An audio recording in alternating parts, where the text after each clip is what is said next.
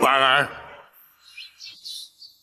大人请稍后，婉儿去就来。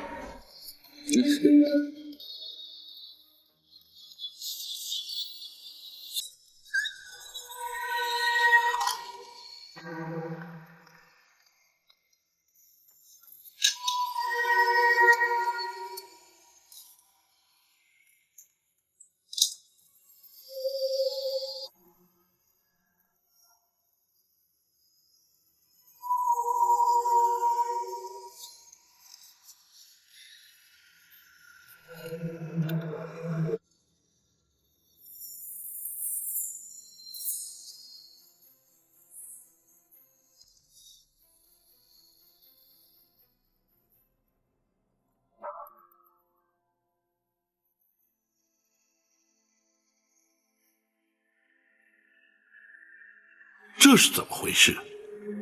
图案花纹竟然完全相同。婉儿，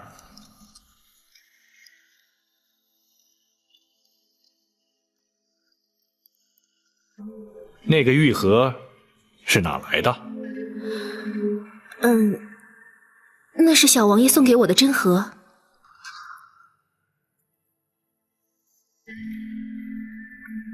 这上面的图案，应该就是柴家当年的皇室印记。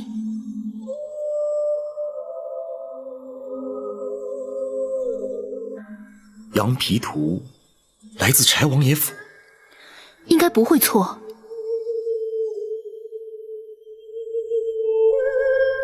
张冲跟王爷府的关系虽然密切，可是那么重要的金控图，不可能落在他手上。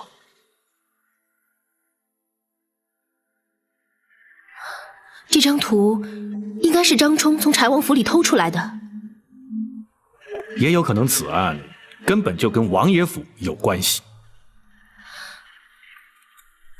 可是凭柴王爷的财力，他不可能贪图那些黄金呢。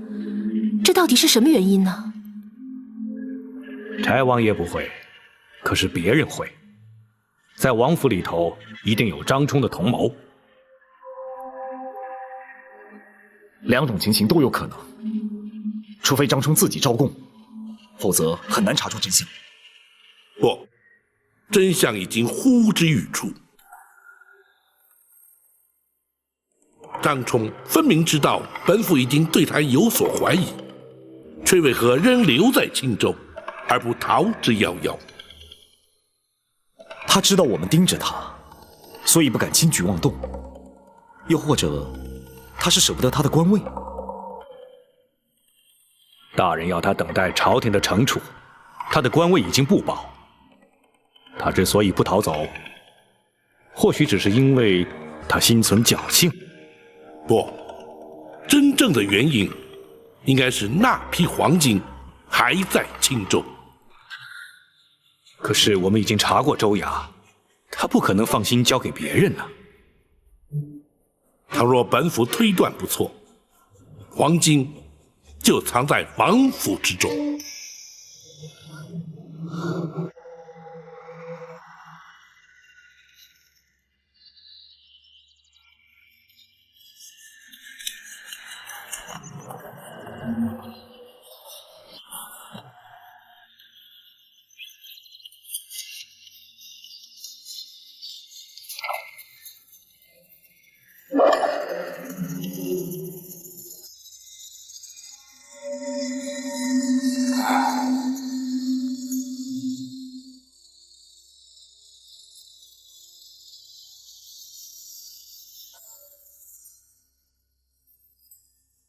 大人因何认为张冲会将黄金藏在王府之中呢？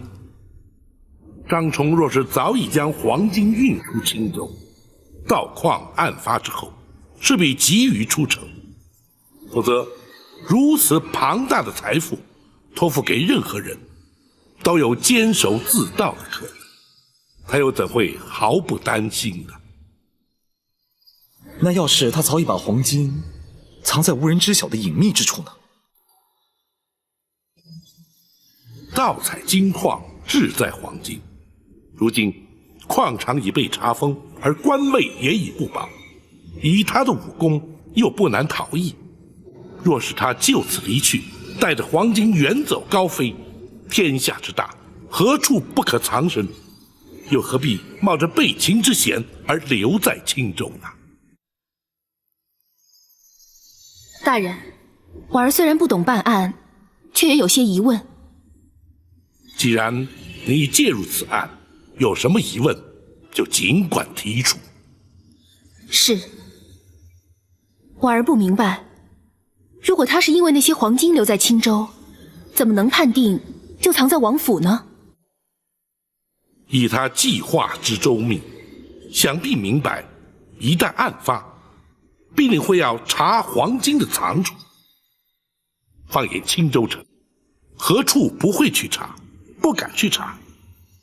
除了王府之外，别无他处。听小王爷的侍童说，张冲去柴府，都是和柴总管见面。对，最近他到王府的次数也明显的增加了，而且每次都是我们施压之后立刻就去，一定是到王府找同谋之人商议对策。这个人未必就是柴路。可是王府里面这么多人，又如何查呢？查人的确不易，然而查物确实不难。20几万两黄金，可以堆满半个仓库了。可是王府占地太大了，能藏的地方至少有30-40个，我们总不能一间一间去查，而且这样也太花时间了。不能公然一间间去查，否则对王爷又如何交代呢？大人还是确认与柴王爷无关吗？当然，王爷的人品如何，本府很清楚。最重要的原因还在于他没有这个必要。既然如此，大人是否先抓张冲？根据现在的证据，他是无法抵赖的。大人，属下也绝对有把握可以把张冲擒获。问题不在于此，倘若张冲不肯供出实情，不但黄金追不回来，就连那与他串通合谋之人也会逍遥法外，还是要锁定王府追查才行啊。然而，碍于对柴王爷的交代，又如何查呢？那就只有再做斟酌，详加演绎了。大人的意思，暂时不打算拘捕张冲啊？不错，一旦查出黄金下落，或是同谋之人，就是将他拘捕归案之时。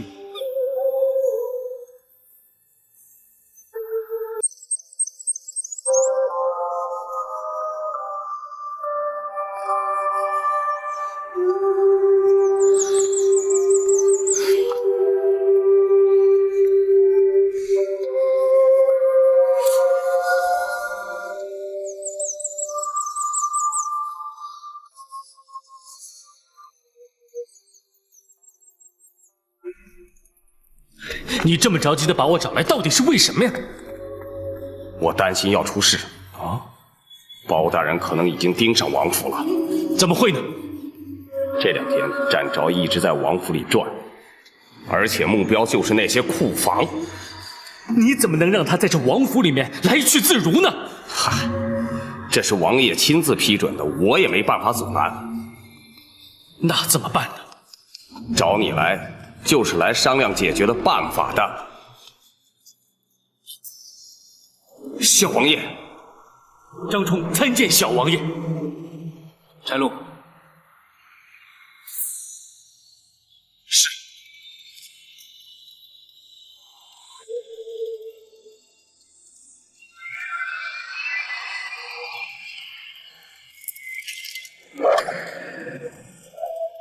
小王爷请。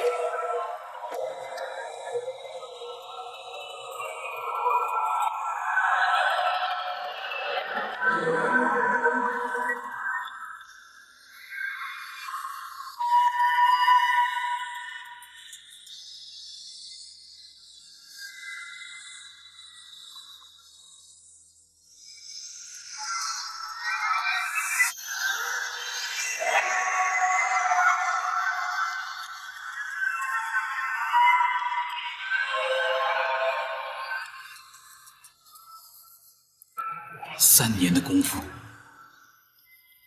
这20万两黄金真的得来不易。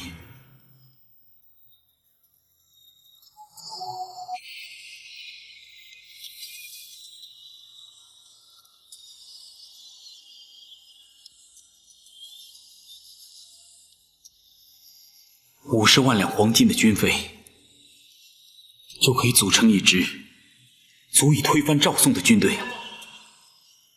我柴家能否复兴大周，就看此一举。可是如今，张冲，在。你身为未来大周朝的殿前都点检，可是让好好的一个金矿毁于一旦，让复兴大计至少耽误5年。试问，你怎么跟你的曾祖张永德张大将军交代？张冲罪该万死。柴禄，在。你身为未来大周朝的当朝宰相，可是你并没有好好的督促张冲，让计划一再延误。你将来怎么能够辅佐我，又怎么能率领朝臣呢？柴禄情愿领罪。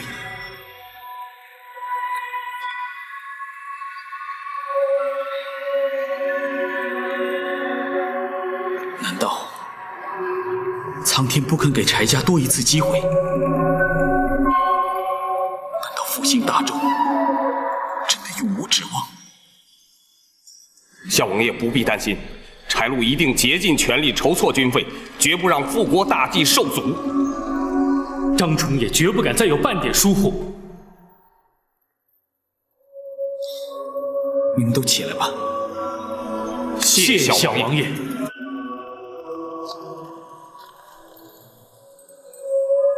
或许是我对你们太过严苛。大周灭亡近100年，到如今，还以臣子对柴家相称的人寥寥可数。试问，我还能要求你们2个什么呢？小王爷，张家后人奉柴家为主之心绝无改变。柴禄4代供职宫中府中，柴禄的子孙必定永远效忠。好，就因为你们2个人，让我觉得大周复国有望。筹措军费之事，你们要加快脚步，早一日筹足，就早一日举事。你们2人责无旁贷。是。至于展昭前来探望之事，你们不用太担心。无凭无据，包大人怎么样也不能强行来搜。小王爷，是否还是未雨绸缪来得好一些？你们2位还有什么好的想法？杀了包大人。只要包大人一死，没有人能够进王府，谁也查不出来。这黄金就藏在府邸之内。小王爷，这是釜底抽薪之计。以目前情势来看，也只有这样才是保全的方法。请小王爷三思。属下立刻可以着手进行刺杀的行动。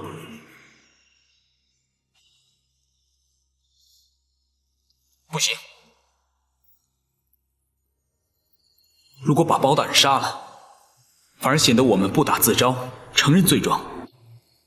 还有，你们不要忘了还有展昭，他是江湖中人，毫无顾忌，什么事都做得出来。到时候反而让我们事迹败露。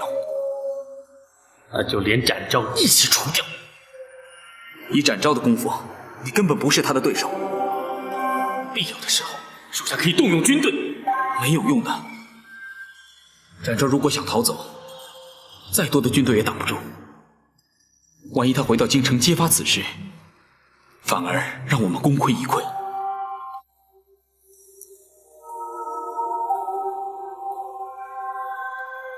反正你们记住，一定要稳住，不能乱了方寸。是。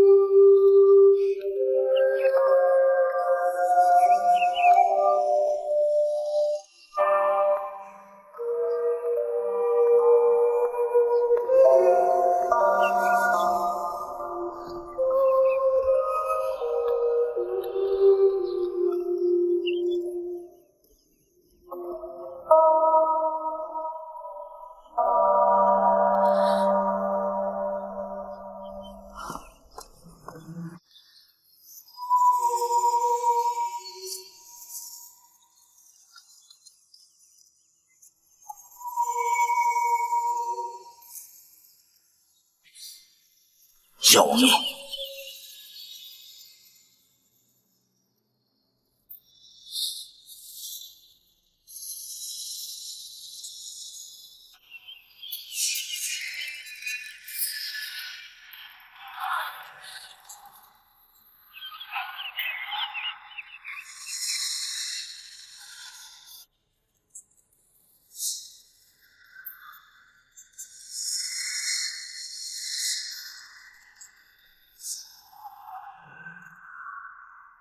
小王爷，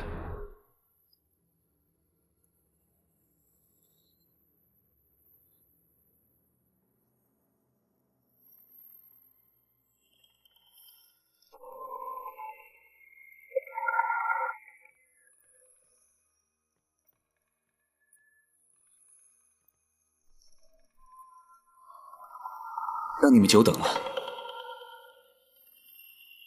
你上哪儿去了？你出去透透气，我也出去活动一下。你应该休息的。失针之前静坐片刻比较好。下次我会注意的。大夫，请你按照我的方式给小王爷施针吧。是。宽衣。是。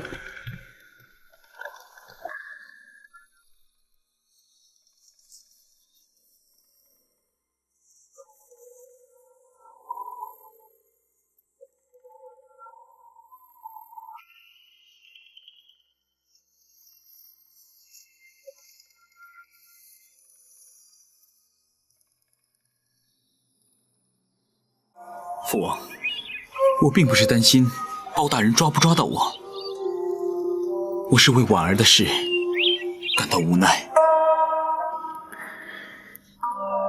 玉儿，那个玉盒没能让我抓住婉儿的心，却让包大人把柴禄给抓住。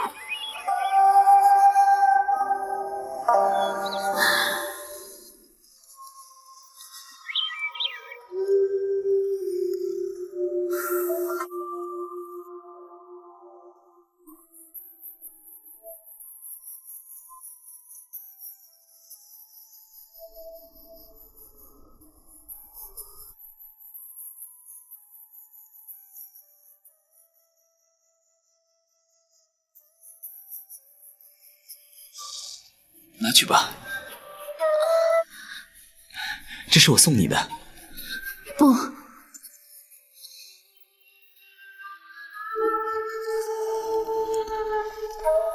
我不能接受你的馈赠。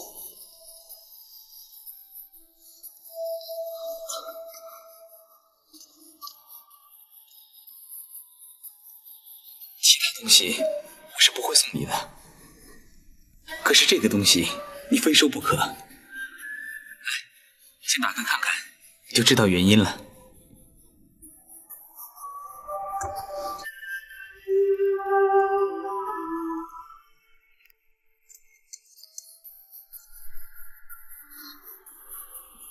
这是什么？这是柴家的印记，在前朝，它代表着皇室的尊荣。不过现在，它只是个美丽的图案而已。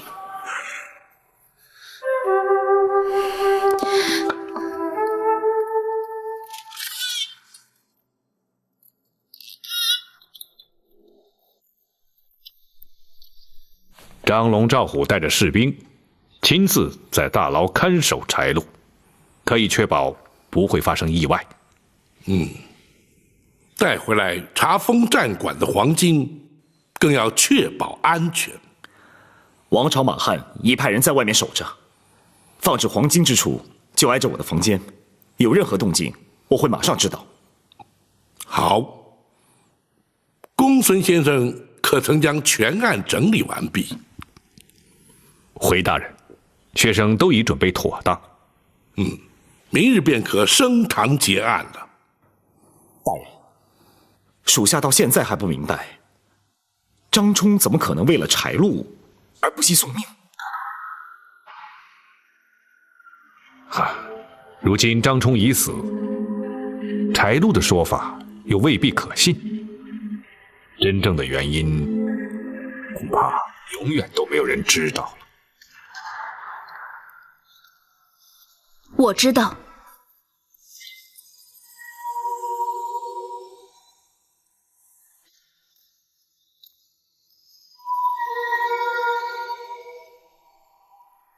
婉儿，你怎么会知道？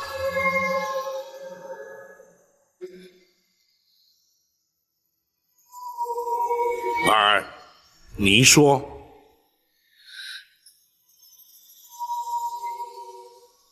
张冲要保护的不是柴路，而是另外一个人。他要保护的是什么人？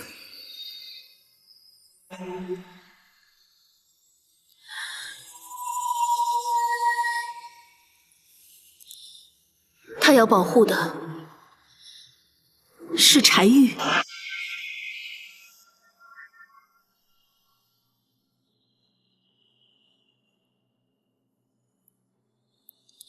是我亲眼看到他们3个从库房里面走出来。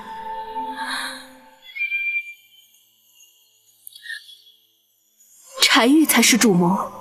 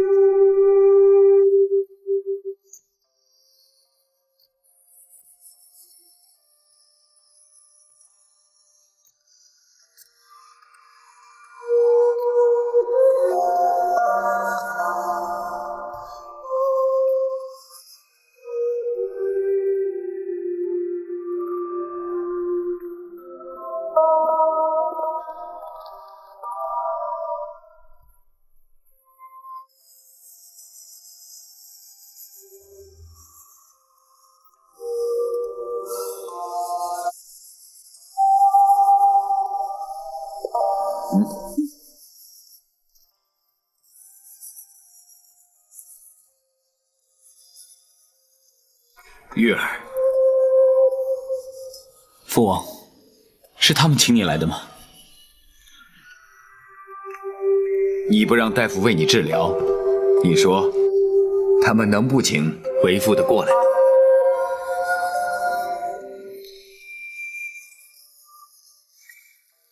如今治不治病，根本已经不重要了。即便张冲和柴路被包大人正法，你也没有必要跟自己的身体过不去吧？不，我根本就不是为了他们，那是为了慕容婉儿。就因为慕容姑娘拒绝了你的提亲，你就丧失了自信，甚至连活下去的勇气都没有了。我就算不治疗，就算带着这个病，也可以活上好几年，只不过日子比较痛苦而已。玉儿，你为什么要这样的折磨自己啊？父王，你是不会明白的。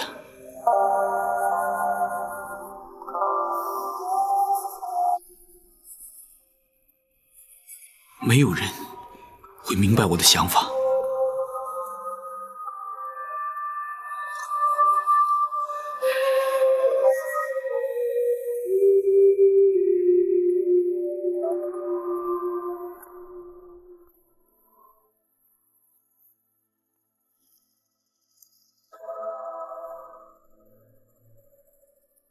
张冲与柴路之所以会听柴玉的话，都源自他们的祖先对前朝时的柴家忠心耿耿。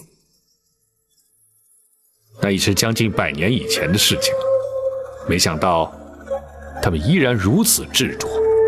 这就是愚忠。当事者自认为耿耿忠心，却将忠字用于不义之事。所以张冲才宁愿一死，以保护柴玉。不错，他以为如此一来，便查不出幕后的主谋是柴玉。可柴路也是个忍者，难道他也会寻死不成？张龙赵虎亲自守在大牢外面，就是防他自尽。要是他死不招供，又如何能查出柴玉？只要能够证实柴玉的确与他们曾经在藏经之处进出，就可以证明他对此事知情。单凭这一点，便足以将他治罪。可婉儿是亲眼目睹的。除了婉儿之外，还有那些守卫藏经的卫士也是人证。可是他们都是柴路的心腹。就因为他们全是柴路的心腹，所以在搜查王府之后，我命张龙赵虎把他们关进大牢，逐一调查。展护卫此举的确掌握了先机，有了那些卫士的证词，便已足够。明日一早，我们就前往王府，将柴玉拘捕到案。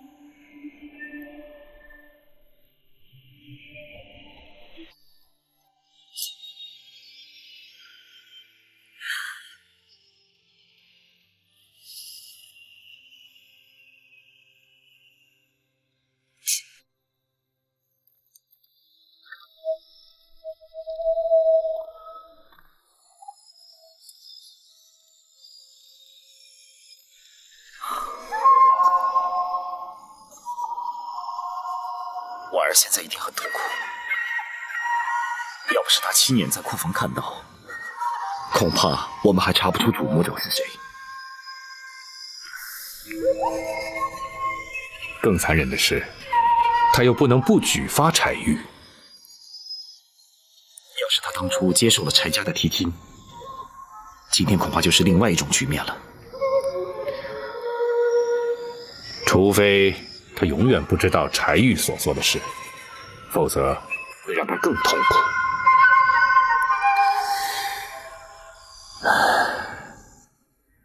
除了婉儿之外，还有一个人一定也很为难。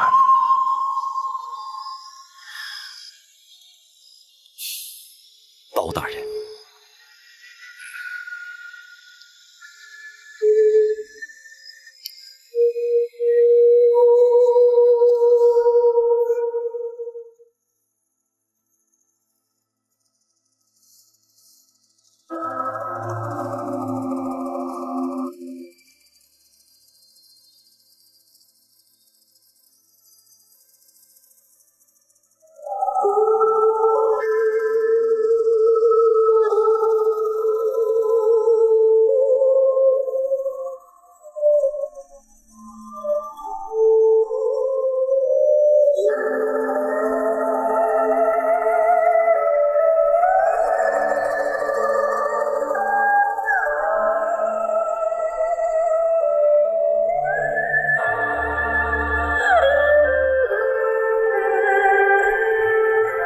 大人明日要前往王府拘捕柴玉，何不早点歇息？本府尚无睡意。大人，你是为明天的事而烦心？不，本府是在替婉儿不忍。虽然她拒绝了柴玉的提亲，可是毕竟对他已有感情。偏偏又不得不将柴玉涉案之事向本府禀报。小小年纪，便要承受如此折磨，怎不令人慨叹呢？大人，既然婉儿做了痛苦的抉择，也必然有了心理准备，请大人不必为她忧心。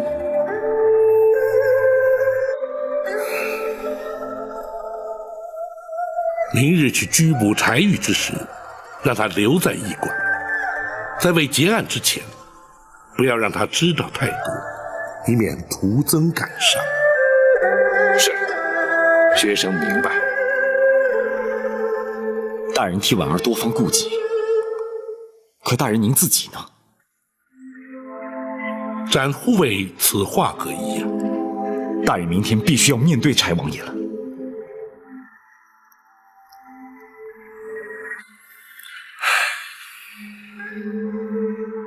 大人虽然与柴王爷相交甚笃，可是却不得不将柴玉依法就办。司仪于公务之间，的确让大人颇感为难。那也是无可奈何之事。本府既然走上执法一途，为了维护国法的尊严，哪怕再不情愿，也必须坦然面对。大人，明天让属下陪你一同前往王府吧。不，驿馆扣押的黄金很容易让人觊觎，有你守护，方可万无一失。有王朝马汉陪本府前去即可。大人，倘若柴王爷护子心切，出面阻止，以王府兵力之多，只怕未必能够顺利把柴玉拘捕到案。柴王爷深明大义，又识大体，本府确信，或许他会试图阻止，但绝不会不计后果。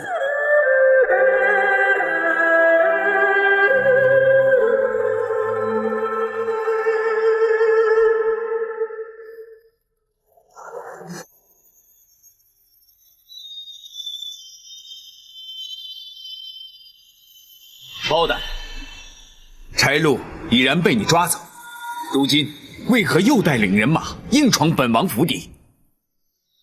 王爷，包拯乃是为小王爷而来。包大人，此话怎讲？本案经包拯再三查证，小王爷非但涉案，而且更是主谋。包拯是来拿他归案。包拯情非得已，请王爷恕罪。王朝马汉在，将柴玉押往州衙。是，且慢。王爷因何要阻拦包拯执行公务？包拯，此处是本王的府邸，乃太祖皇帝亲封的领地，你怎敢在此随便拿人？王爷，包拯奉旨代天巡狩，执行的乃是当今皇上的旨意，入府拿人有何不可？你不要逼本王翻脸无情。王爷也不要逼包拯不顾情面。来人！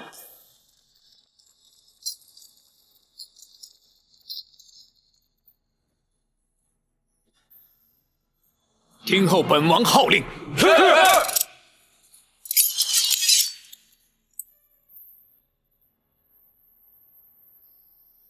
王爷，胁迫钦差抗旨而行，犯下的乃是欺君大罪，依法该当如何？王爷心知肚明。王爷一念之差，柴家100年基业恐将毁于一旦，太祖皇帝当年恩典尽皆付诸流水，还请王爷三思。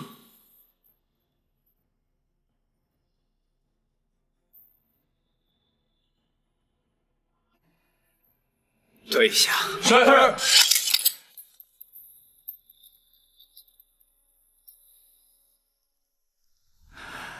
包大人，王爷，捉拿柴玉，不知可有凭证？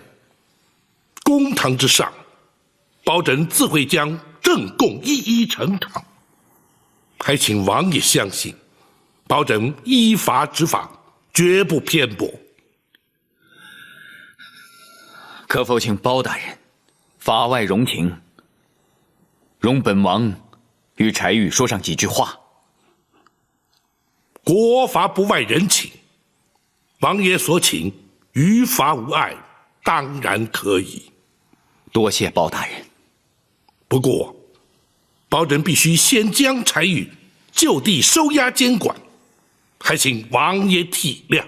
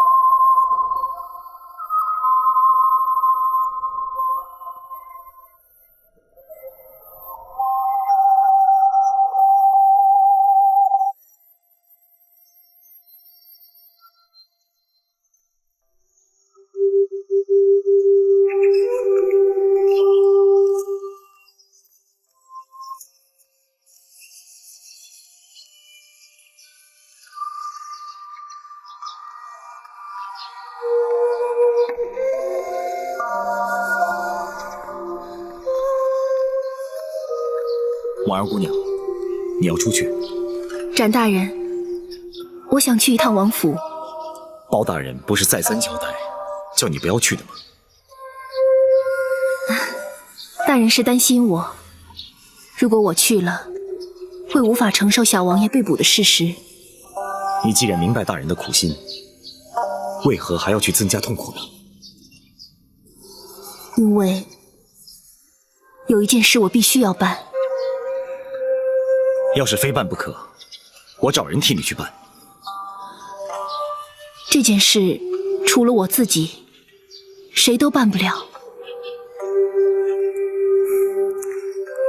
你执意要去，我也不好阻拦。不过我希望你有足够的心理准备。我明白。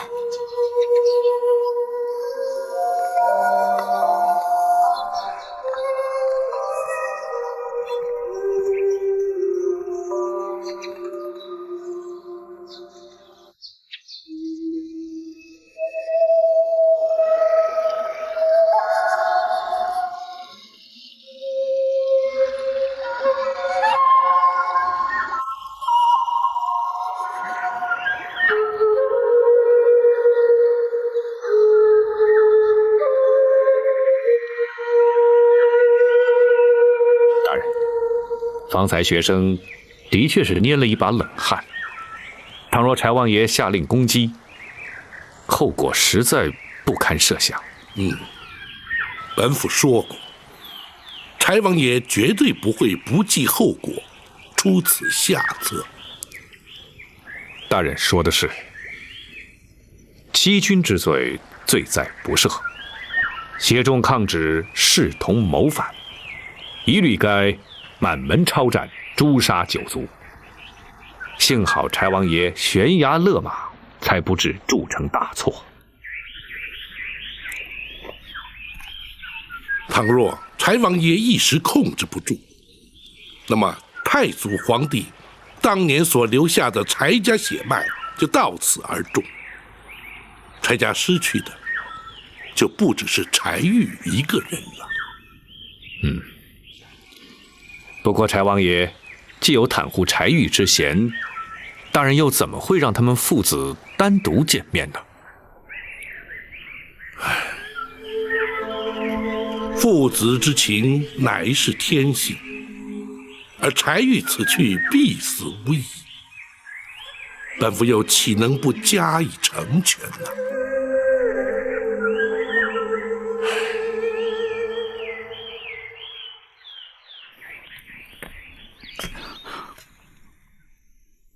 王，包大人怎么说？他说：“你是主谋，要捉拿你归案。”果然是包大人，到最后还是瞒不了他。如果当初我们大周有像包大人这样的人才，也不会被赵匡胤夺取柴家的天下了。你说什么？如果当初包大人跟赵匡胤同朝为官，包大人就不会让赵匡胤窃国篡位的阴谋得逞，又何来今日的大宋呢？已经是近100年前的事情了，现在提他，还有何意啊？那父王，你认为孩儿做这么多，为的又是什么？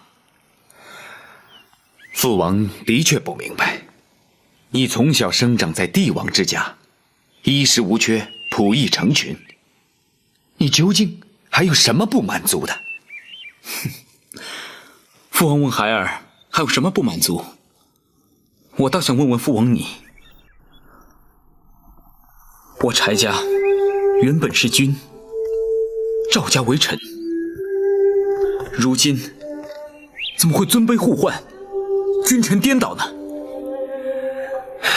朝代更替乃是大势所趋，那也是无可奈何的事情。难道我们就不能忠心复国，重建大周吗？什么？你这是痴心妄想。柴家现在的实力如何？你凭什么做如此妄想？父王，孩儿差一点就完成心愿了。如果不是包大人来到青州，快则3年，迟则5年，我们就拥有可以对抗大宋的实力。到时候，我们就可以重建我们大周的天下了。即便如此，父王也不会同意你的做法。父王，天下本来就属于我们柴家的。天下是赵家的如何？天下是柴家的又如何？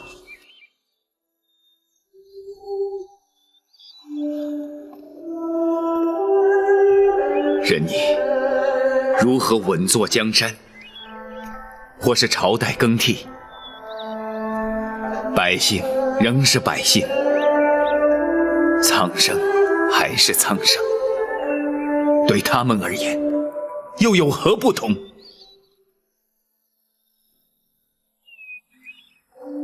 所谓是谁家的天下，不过是为了贪图更多的富贵和更大的权势，除此之外还有什么？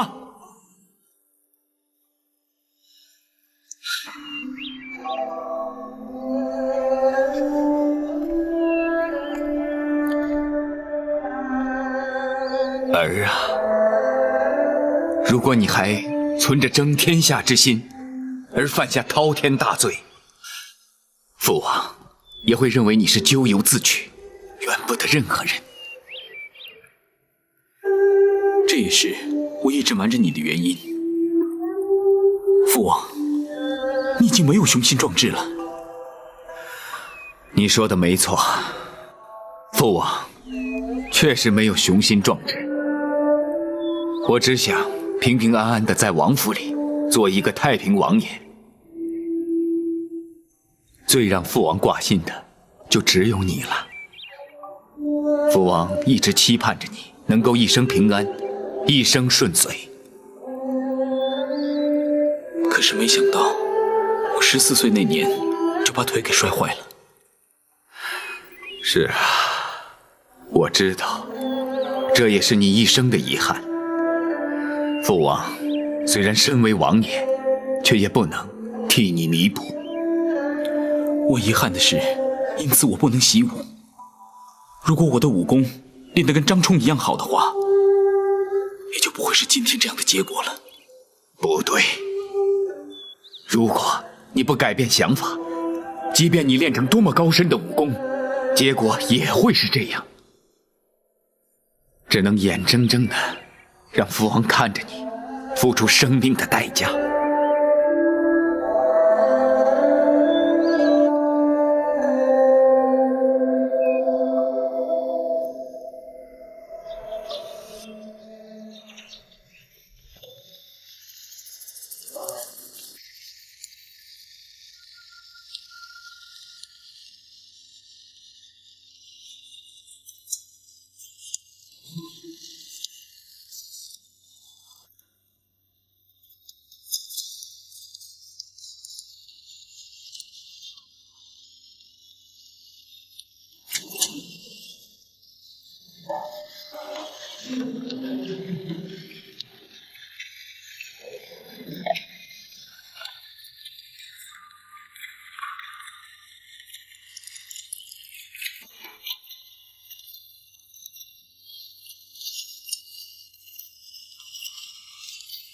柴洛，喝杯茶吧。啊，多谢。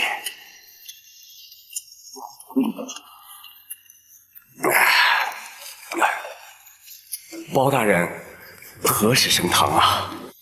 你急什么？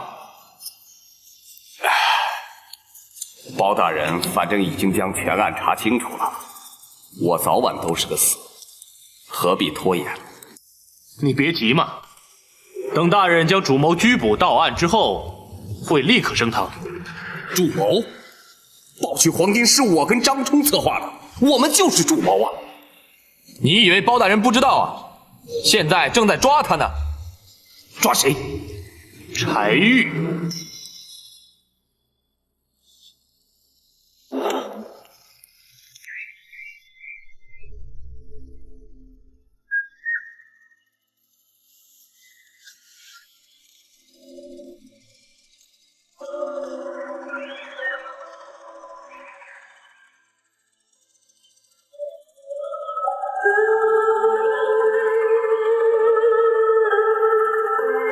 怎么说那么久？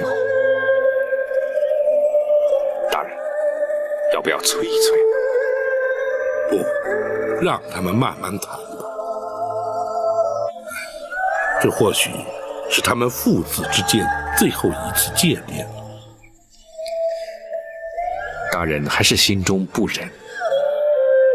柴王爷一生与世无争，柴玉是他最为疼爱的长子，如今却偏要他承受如此的打击，任何人见了也难以忍心。更何况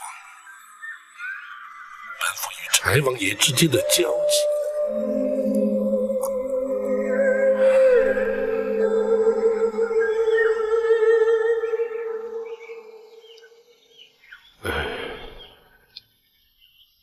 如果柴王爷向大人求情呢？你也知道本府一贯的态度，那是绝无可能的。外人总以为大人是铁石心肠，哪里知道大人心中其实充满着同情。这就是执法者的无奈呀。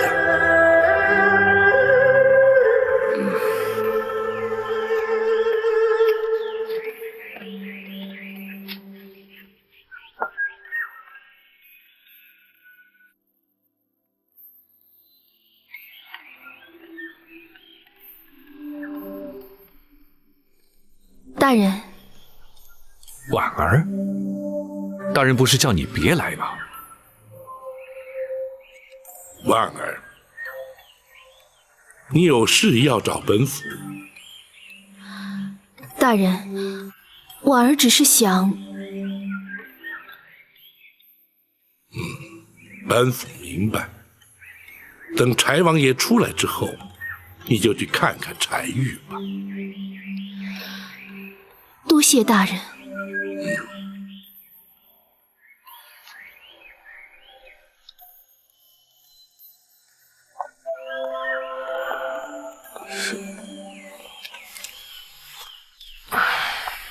随他去吧。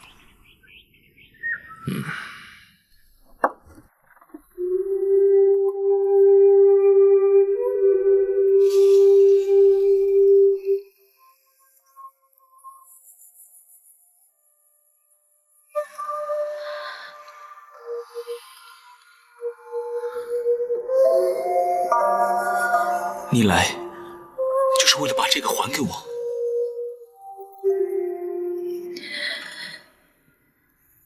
我只想再好好看你一眼。婉儿，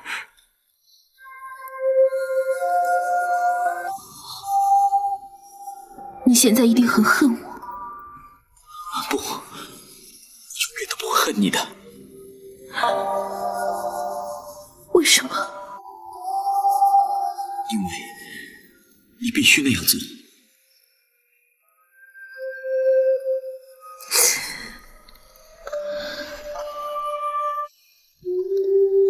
如果我有权利不这么做，当初我就会接受柴家的提亲，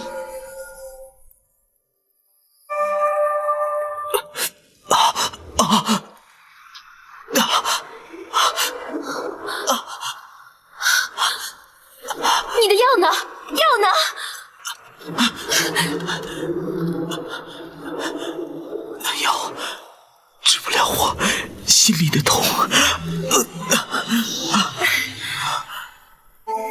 哎呀！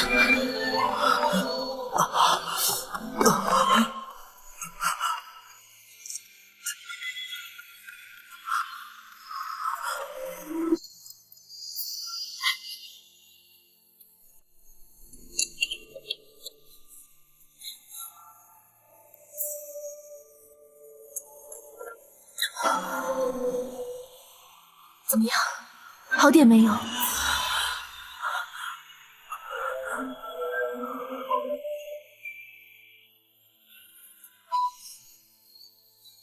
我以为我再也不会承受这病带给我痛苦的煎熬，没想到在我生命结束之前，我还要承受一次。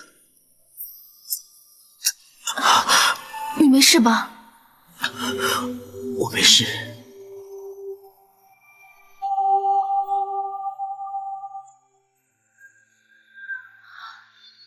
婉儿，你想不想知道那藏宝图的故事？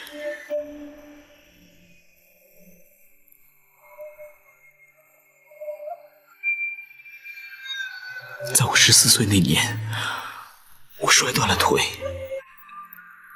那个时候，我爷爷就把那个藏宝图给了我。他说，我们柴家的财富全部都在那里，可是那财富永远也看不到，摸不着。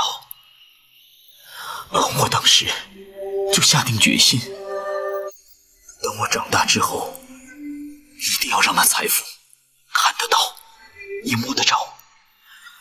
因为我不能接受那种虚幻不实的东西。所以，你让张冲和柴路去盗采那座金矿？没错。现在，我的愿望实现了。可是，这仍旧是一场空。或许有些东西永远留在我的幻想里面，反而会走得更远、更长。有时候，保留一点幻想，要比实际美得多。你说的对，婉儿。当你拒绝柴家的提亲时，你知道我是怎么想的吗？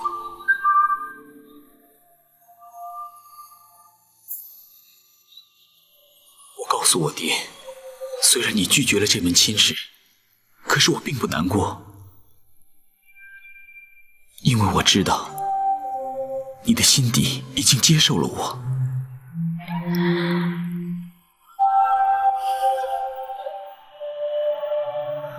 就像那藏宝图的故事一样，你就像是我的幻想，这个幻想会一直跟着我，就算我生命结束的时候，你会一直在我的身边。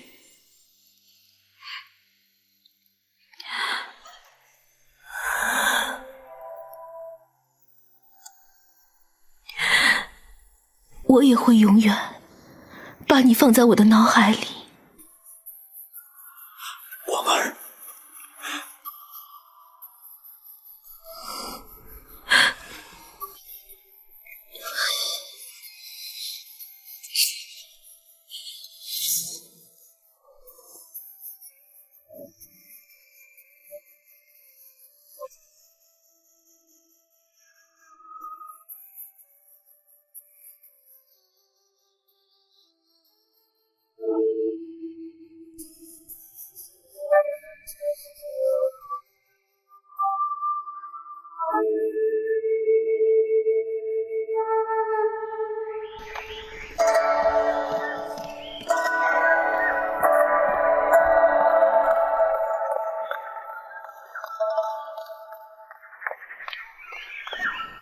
启禀大人，婉儿和柴玉见过面了。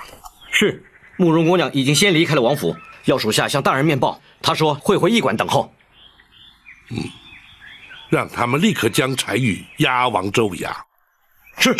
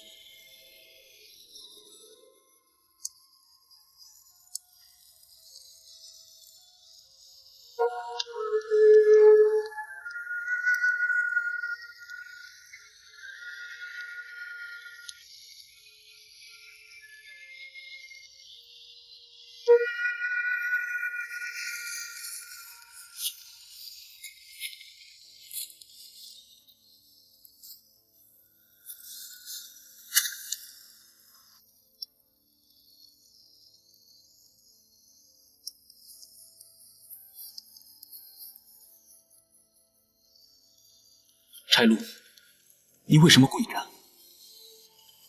柴禄，愧对小王爷。非战之罪，你并没有做错。把小王爷牵涉其中，就是柴禄的过错。那是我自己的选择，不能责怪任何人。张冲他先走了，我没有机会告诉他，你们两个永远都是柴家最忠实的朋友。小王爷，或许别人对我们另有看法，可是你们一直都没有替祖先丢人。我们三个在阴曹地府，若能相见的话，我还是很乐意跟你们两个再度共事。多谢小王爷。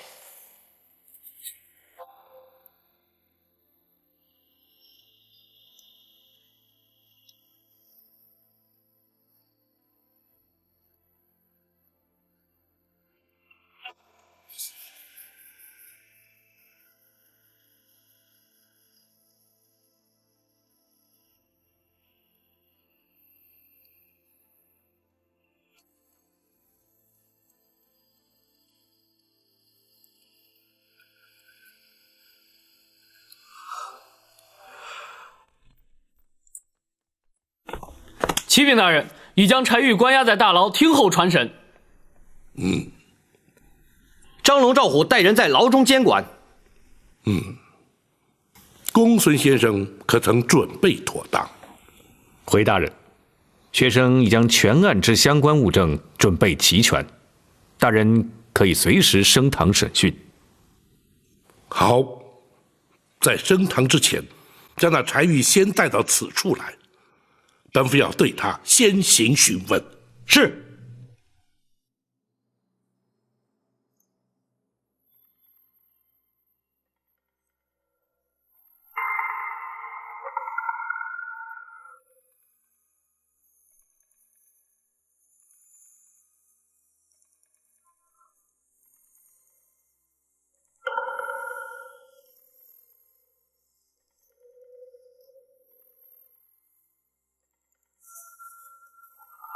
来人！在。备轿。是。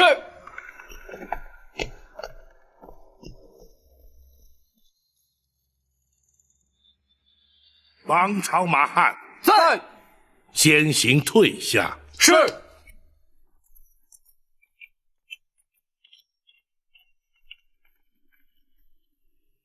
你可知升堂之后是何结果？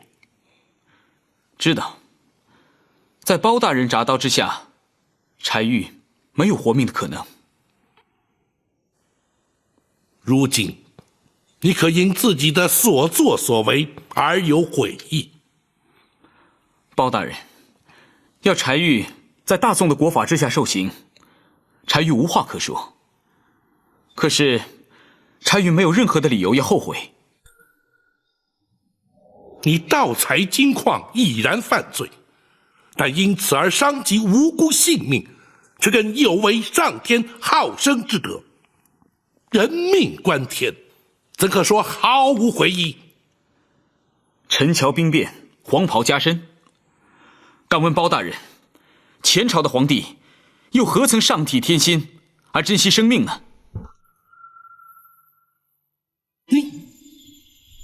周灭宋兴，开国一战，不知死伤多少。包大人，你现在又如何来评判于我？朝代更替，必生战祸，虽有死伤，却情非得已。你却为了贪图不法之财而害人性命，两者之间又岂可同日而语？包大人，你错了。本府何错之有？包大人，你又怎么知道我开采金矿不是为了改朝换代？你此话怎讲？柴府应有尽有，柴玉又怎么会贪图那些财富？开采金矿乃筹备军费，振兴大周。柴玉，你是谋反叛国！这国本来就是大周之国，天下乃柴家天下。赵匡胤能把它夺去，柴玉今天为什么不能把它夺回？大胆！你怎敢直呼太祖皇帝的名讳？包大人所谓的太祖皇帝，原本却是柴家的殿下之臣。柴玉今天直呼其名，又有何不妥？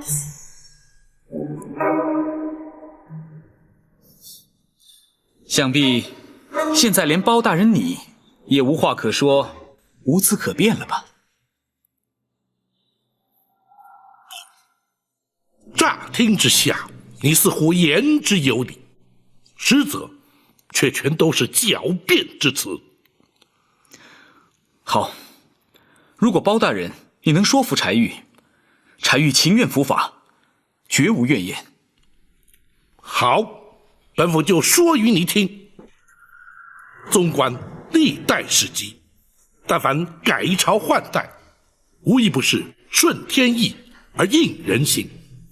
开国之君，皆是不忍见百姓受苦，黎民遭殃，才挺身而出，取而代之。若是逆天背人，又岂能一统天下？若依包大人所言，大宋开国也是顺天应人。不错，前朝世宗皇帝勤政爱民，却不幸英年早逝。令祖当时年方7岁，刘汉与辽国合兵来犯，太祖皇帝若不开国继位，天下顿时沦入异族之手，又如何不是顺天应人？即使如此，他也无权夺走我柴家的天下。所谓柴家天下，原本却是郭威所建前朝大周，郭家后人却从未向柴家讨回天下。倘若历朝历代皆以自家天下自居，则秦汉隋唐是否皆要其后人夺回天下，岂不终日征战，永无休止？先圣先贤，无不推崇以民为本，改朝换代，皆是因大势所趋。当今圣上，仁德敦厚，勤政爱民，你却妄图假借复国之名，戕害生灵。柴玉，你不但大错特错，而且险将柴家陷于不忠不义、万劫不复之地，又怎敢在本府面前潇潇争辩，大言不惭？如今，你可还有话说？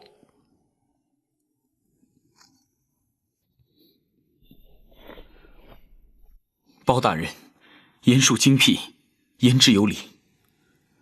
柴玉情愿伏法。既然如此，来人呐！大人，传令升堂。是。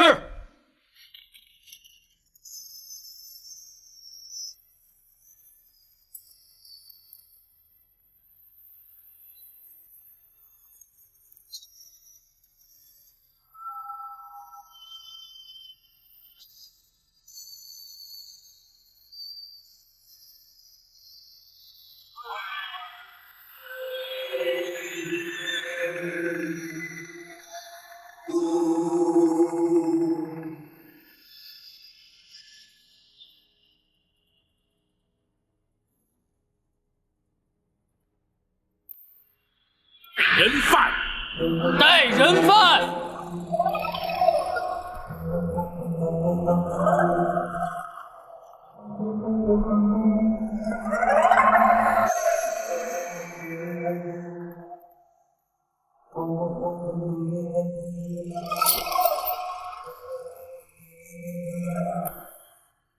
柴禄，你勾结张冲，盗采金矿，因而造成多少无辜之人丧命，多少平民百姓遭殃。如今罪证确凿，你还不俯首认罪？包大人，私采金矿、杀人灭口都是我和张冲所为，跟小王爷没有任何关系，请包大人明察。哼，那柴玉也已亲口供认是他主谋，你休想为他脱罪。包大人，堂下听判。柴禄，你盗采金矿，藏匿赃物，合谋杀人，罪不可赦。本府奉旨代天巡狩，以大宋律例判你铡刀之刑。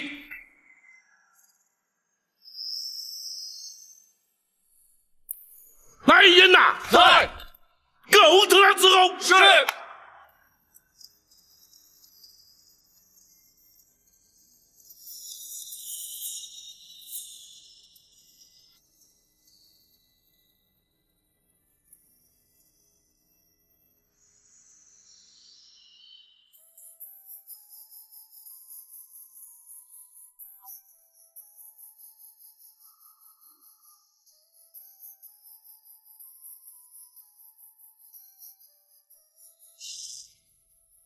慕容姑娘，我在等你说明，我是如何的胆小怯懦，又怎么会是个无知莽汉？你宿疾缠身多年，访遍了名医，仍无法根治。你不想让我帮你治病，不就是害怕再次失望，怕受打击？你这不是胆小怯懦是什么？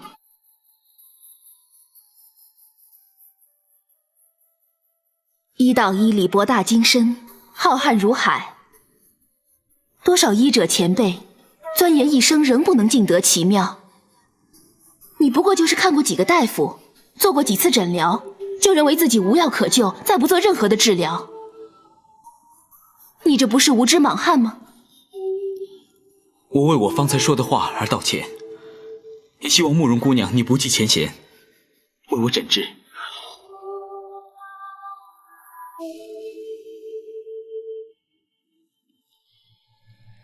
为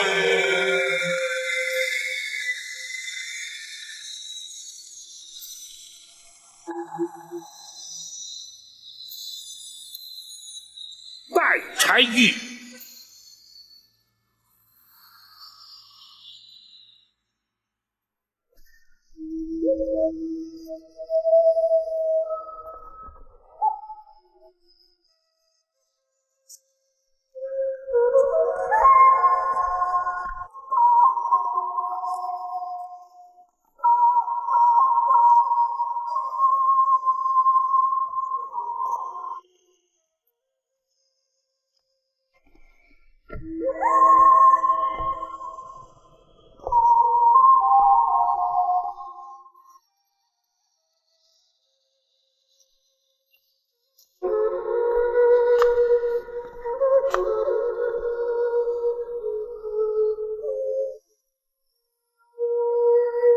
差玉，包大人，你虽无爵位，又无功名，但毕竟是王室之后，本府免你行跪拜之礼。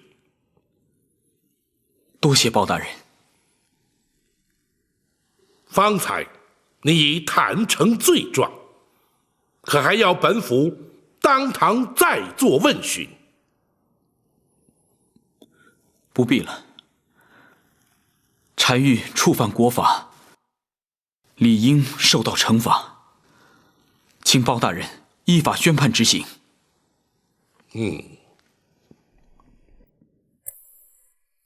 堂下听判。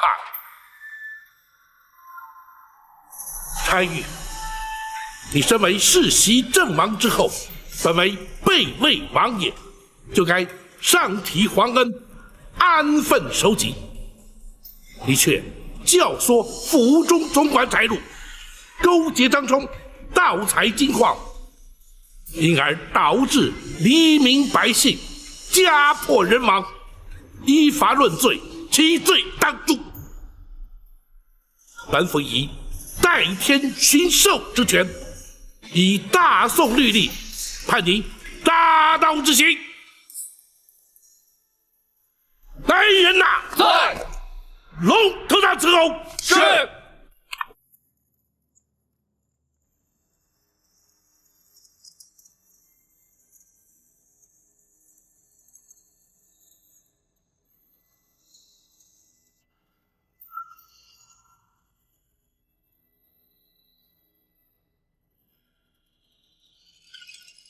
开打！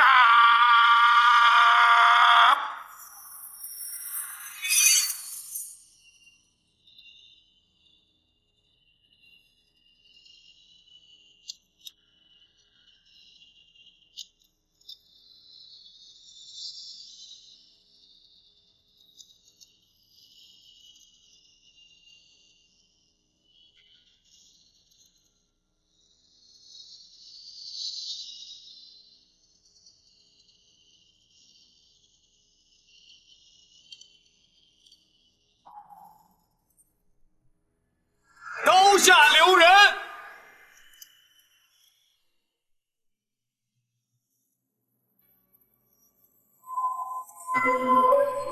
臣包拯叩谢太祖皇帝圣旨，万岁万岁万万岁！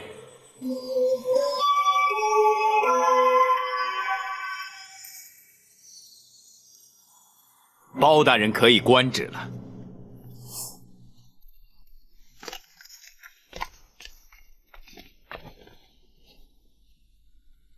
太祖皇帝开国称帝之时，封本王先父为正王，同时颁下此诏，纵使犯下叛国谋反之罪，皆得凭此诏免死一次。王爷要凭着免死金诏，换柴玉一命。不错，恳请包大人遵旨而行。包拯却难从命。包大人，你竟敢抗旨不遵！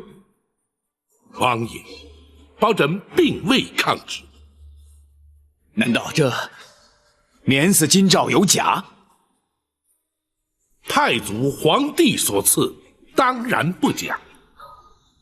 既然这金诏不假，那包大人不遵旨而行，岂非抗旨？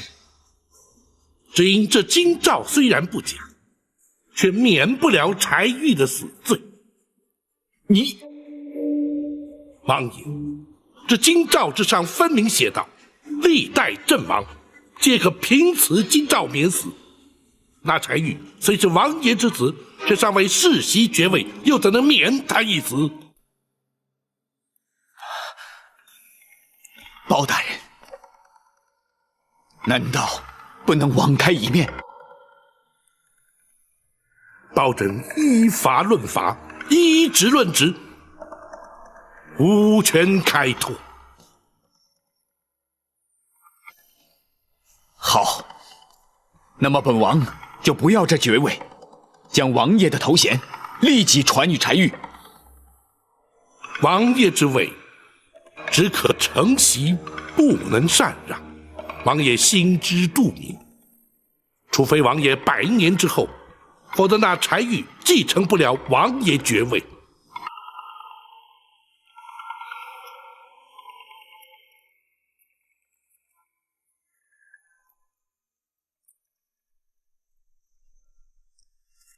王爷不舍爱子，包拯岂会不知？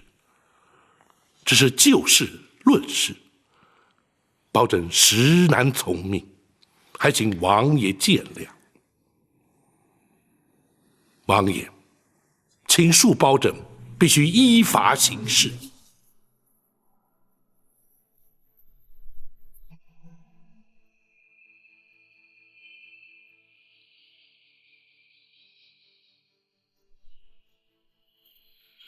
公孙先生，学生在。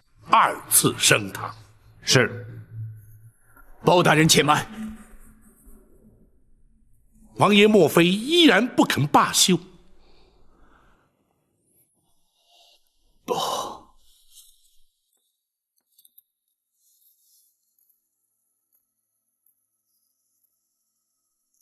本王只是想最后再见玉儿一面。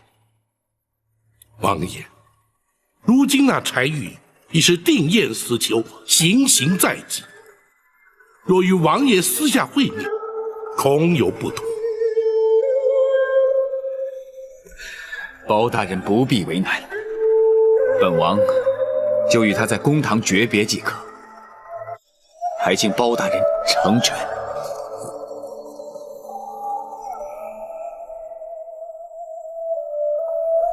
大人，受刑人家属听审观刑，于法并无禁止。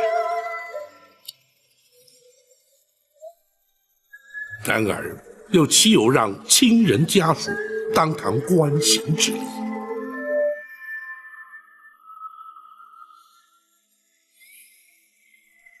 也罢，请王爷与柴玉话别之后，离堂回避如何？多谢包大人。公孙先生，学生在，请展护卫陪伴王爷，同往公堂。是。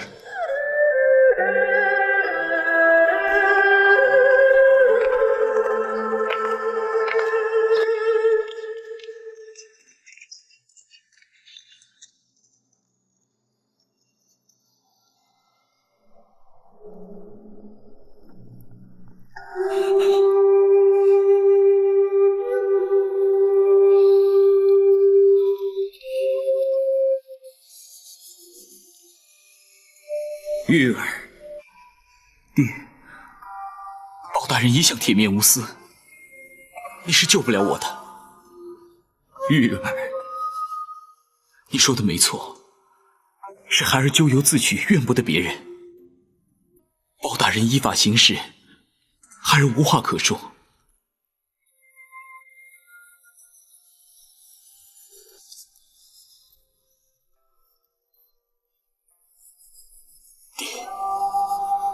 孩儿不孝，不能为爹奉养天年，请爹要多加保重。孩儿叩别。玉儿，玉儿，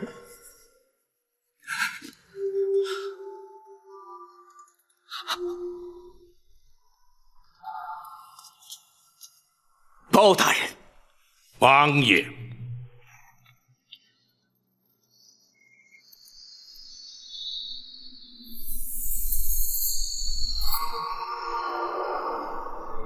包大人，郑王爵位待本王死后便可传与柴玉，那免死金诏便可救柴玉一命，还望包大人遵旨而行。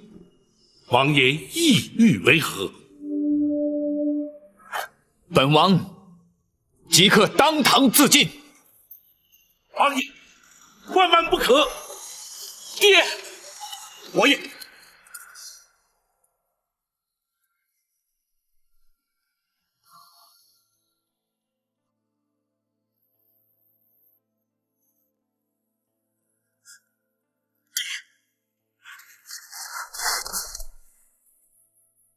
玉儿，父王实在是不忍心看你命丧龙头铡下。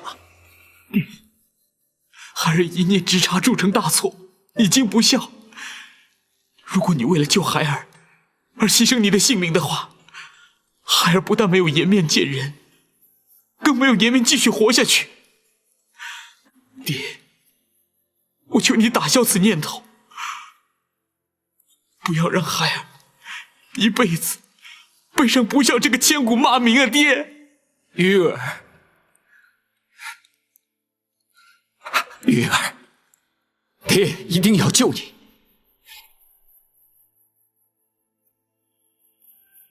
包大人，就请你成全本王这点私心吧。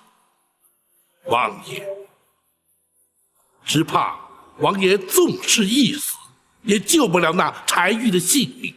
你，纵使王爷当真归西，也必须上报朝廷，方能将爵位转封柴玉。文书往返，以及皇上批示朝廷转班，至少历时1个月。王爷，那时只怕柴玉早已不在人世了。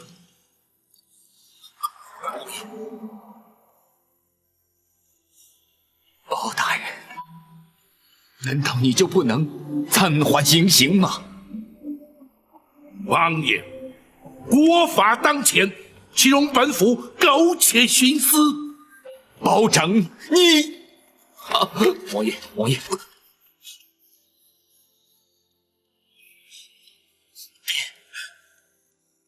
包大人执法守法，又何苦为难他呢？玉儿，此事已经无法回天。如今既然已经改朝换代，就应该遵守国法。国法当前，又岂能侥幸？孩儿触犯国法，情愿认罪伏法。孩儿这条命是父王所赐，孩儿在这里向父王叩谢养生之恩。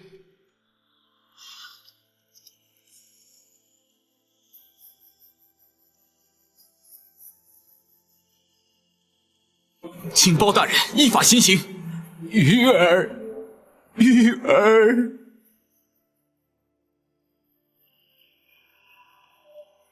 斩护卫在。将王爷请出公堂，回避行刑。是。请。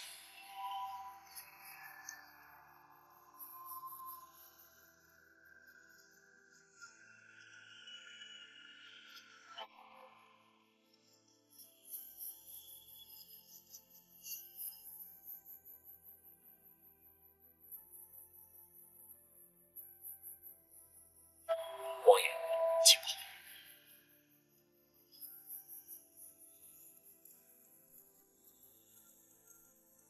来人呐，在，准备行刑。是。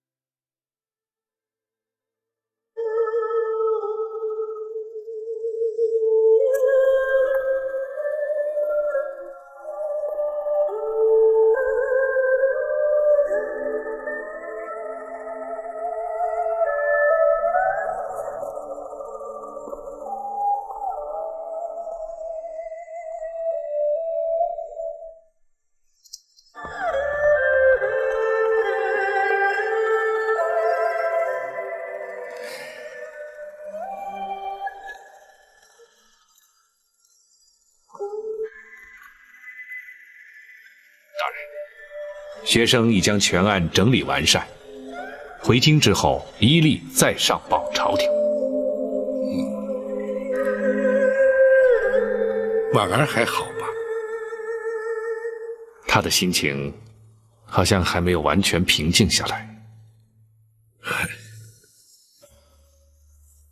那些犯下错误的人，为什么总是要伤害关心他的人？本府执法一生，这种情形不知见过多少，却始终百思不解。大人，你见过柴王爷了？没有。去见了又能如何？只是徒增感伤。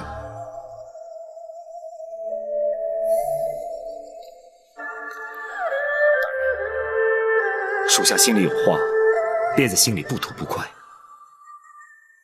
你说，免死京兆，不能换回柴玉一命。普天之下，只有王爷和大人知道。只要大人不说，没有人会对免柴玉之死提出异议。大人为何不肯成全呢？这就是法与情、公与私之间最难掌握的分寸。稍一不慎，公理正义就会荡然无存。君子不欺暗室，如果因为没有人知道就有所偏颇，很可能会因此造成无辜之人受害，也就没有资格成为执法者了。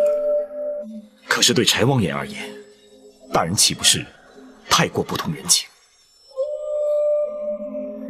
我常说，这就是执法者的无奈与悲哀。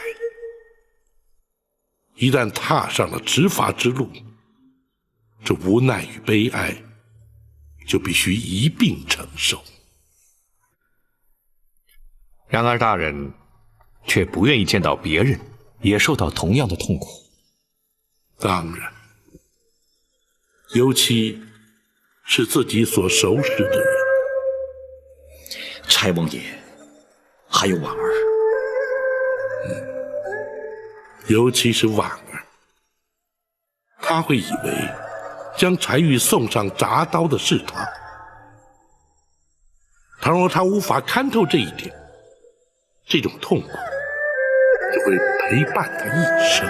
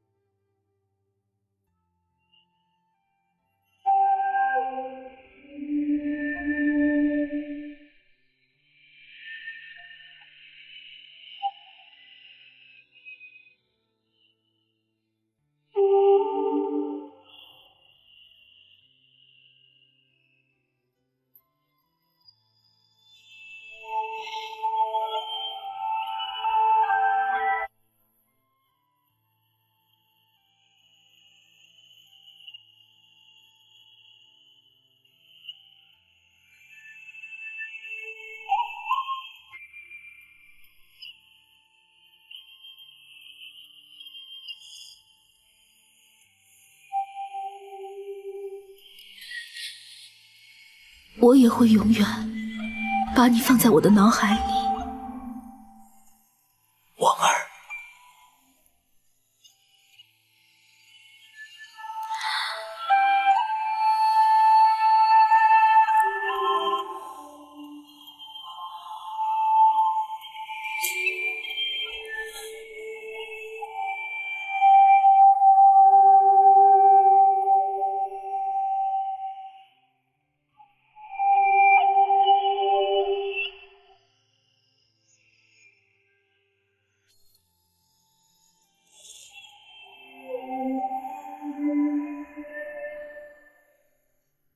柴玉，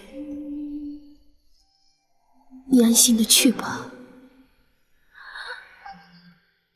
你永远都会活在我心里。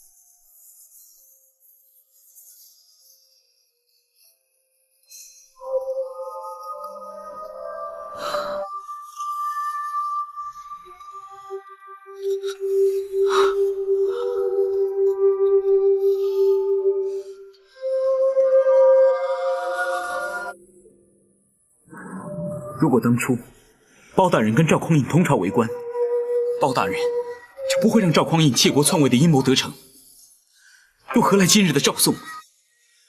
唉，已经是近100年前的事情了，现在提他，还有何意啊？孩儿差一点就完成心愿了。如果不是包大人来到青州，快则3年，迟则5年，我们就拥有可以对抗大宋的实力。到时候，我们就可以重建我们大周的天下了。玉儿，父王实在是不忍心看你命丧龙头铡下。爹，孩儿一念之差铸成大错，已经不孝。如果你为了救孩儿而牺牲你的性命的话，孩儿不但没有颜面见人，更没有颜面继续活下去。爹，求你打消此念头，不要让孩儿一辈子背上不孝这个千古骂名啊！爹。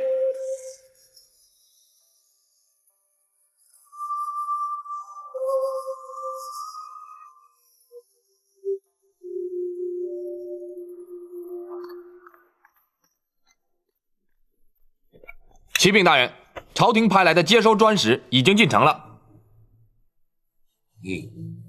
按时日推算，他们也该到了。他们来了多少兵马？回斩大人，至少500-600。大人，要接收矿场、押送黄金、重整州衙，的确需要这么多人。等砖石进城安顿之后，请公孙先生备妥文案计策，立刻在州衙与他们进行交接。是，学生早已备妥。王朝马汉，在。驿馆扣押监管的黄金由你2人负责点交，务必要将数量、重量核实，不得有半点误差。是。张龙、赵虎，属下在。矿场部分由您2人负责，让接收砖石与驻守矿场的虎贲营直接进行交接，不得有误。是。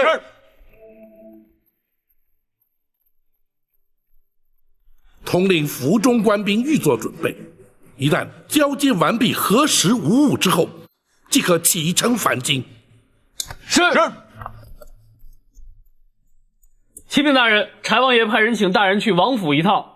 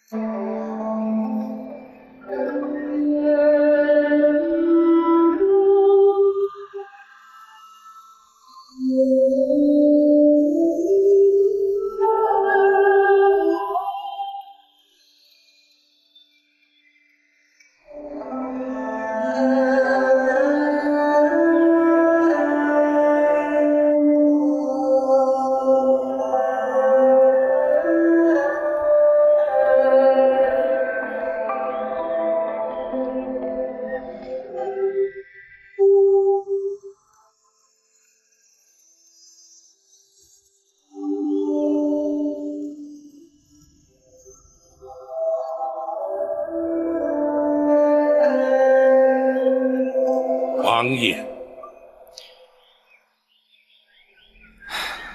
玉儿曾经说过，如果包大人生在前朝，那么大周就不会灭亡了。王爷，他说的不错，有包大人这样的官员在朝廷，一定能够保住大宋的国祚。包朕惭愧。